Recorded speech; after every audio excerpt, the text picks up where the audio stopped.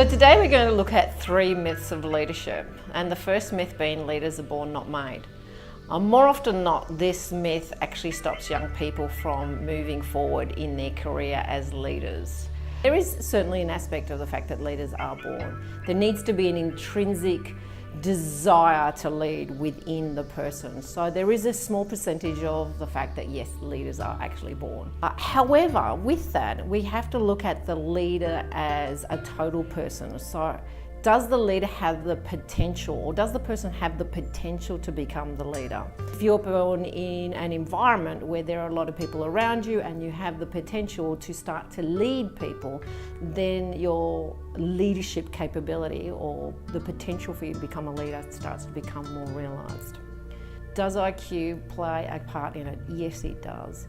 It plays a small part in it. But more from the perspective, it's not really about having a high Q, but having the capability to be able to understand the role or the need that the leader has to manage and work with people. So now that we've busted myth number 1, let's look at myth number 2, leaders don't influence culture.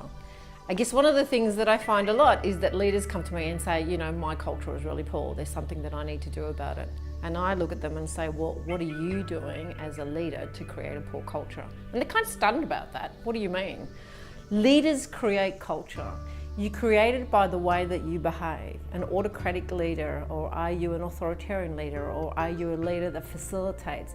Depending on what the leader will allow or not allow in the business, will start to create the culture, because the culture is literally just a number of people getting together to work.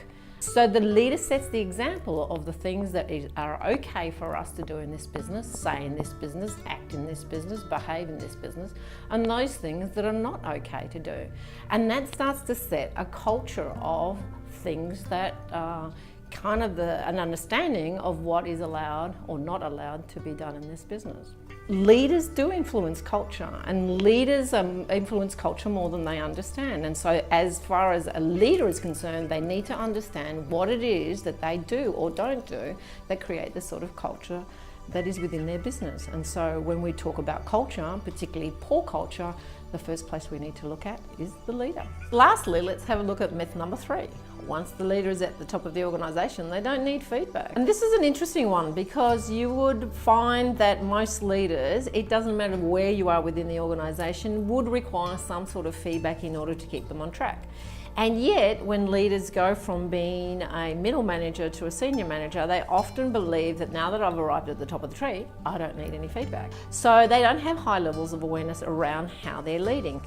And so annual feedback for a leader is, I would say, is an absolute. You know, either do your 360s or get someone to come in and run some leadership programs so that the leaders can get some feedback about how they're behaving. That's the last myth, that leaders at that top level, they just don't need feedback.